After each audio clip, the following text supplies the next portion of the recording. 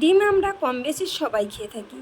তো আজকে আমি ডিম রেস্টুরেন্ট স্টাইলে ডিম রান্না করব, আর সেটাই আপনাদের সাথে শেয়ার করব।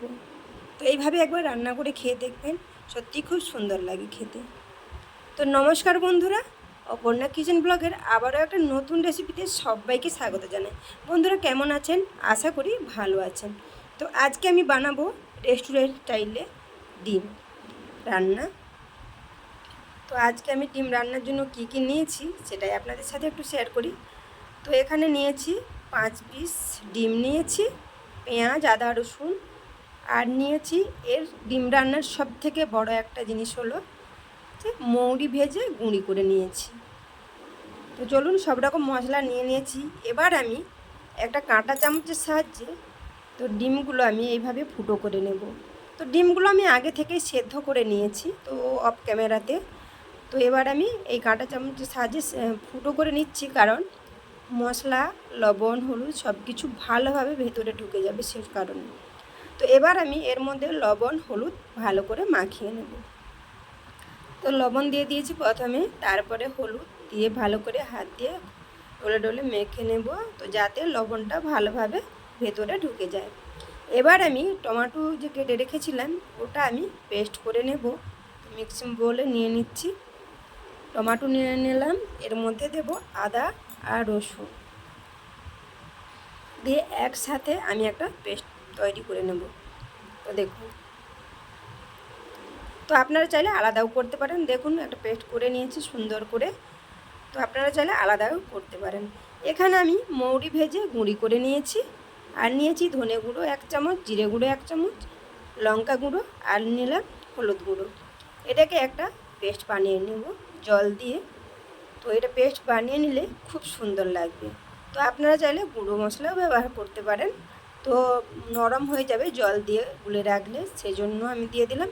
আর অবশ্যই মৌরি গুঁড়িটা দেবেন। তো মৌরি গুঁড়িটা দেওয়ার ফলে টেস্ট আরও দ্বিগুণ হয়ে যাবে। তো এবার আমি গ্যাসের মধ্যে একটা কড়াই বসিয়ে দিলাম। কড়াইয়ের মধ্যে আমি সরষের তেল দিয়ে দিলাম। তো সরষের তেল দিয়ে পুরো রান্নাটাই করবেন, খেতেও ভালো লাগে। এবার আমি ডিমগুলো ভেজে নেব লাল করে। তো এর ফাঁকেই বলে দিই বন্ধুরা, চ্যানেলতে যদি নতুন কোনো বন্ধু হয়ে থাকেন, চ্যানেলটি সাবস্ক্রাইব করে অল নোটি অন করে রাখবেন, যাতে ভিডিও ছাড়া সাথে সাথে আপনাদের কাছে পৌঁছে যায়। তো আমার সব বন্ধুদেরকে অনেক ভালোবাসা এইভাবে পাশে থাকার জন্য। আশা করি পাশে থাকবেন। দেখুন, কথা বলতে বলতে ডিমগুলো প্রায় আমার 1 পিঠ ভাজা হয়ে এসেছে। একটু ভালো করে না ভাজলে খেতেও ভালো লাগবে না। তো এইভাবে একবার রান্না করে খেয়ে দেখবেন, সত্যিই খুব সুন্দর লাগে। দেখুন, ডিমগুলো আমার ভাজা হয়ে গেছে, এবার আমি তুলে নেব। ওই তেলের মধ্যে আমি দিয়ে দেব গোটা গরম মশলা, শুকনো লঙ্কা 2টা, আর জিরে, গোটা জিরে। তো ফোড়ন দিয়ে দিলাম। ফোড়নটা আমার ভালোভাবে ভাজা হয়ে গেছে। তো এবার আমি ছোট ছোট করে পেঁয়াজ কুচিয়ে রেখেছিলাম, তো ওগুলো দিয়ে দেব। একটু লাল লাল করে ভেজে নেব। সাথে দিলাম 2টো পাকা লঙ্কা, কাঁচা নয়, পেকে গেছে লঙ্কাগুলো, সেগুলোই দিলাম। তা দেখুন,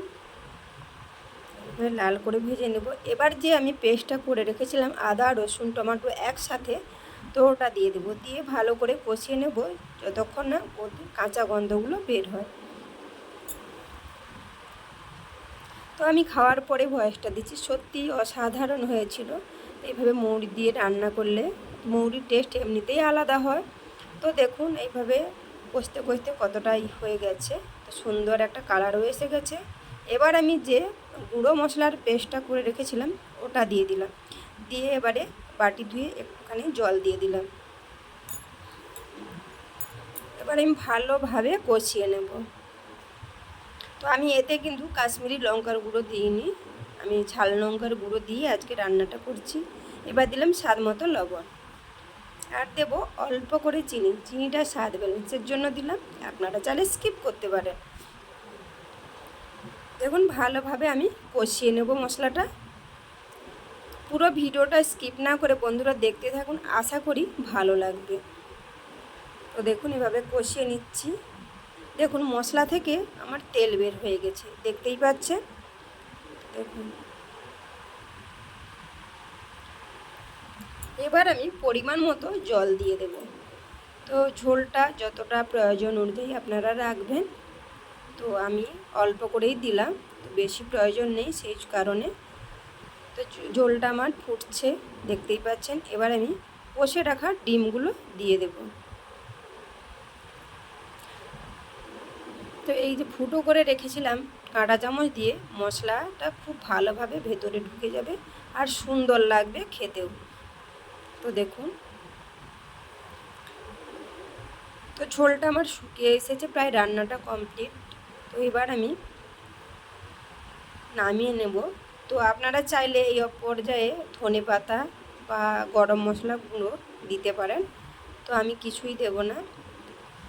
তো এবার আমি নামিয়ে নেব, একটা বোলের মধ্যে আমি নামিয়ে নিচ্ছি।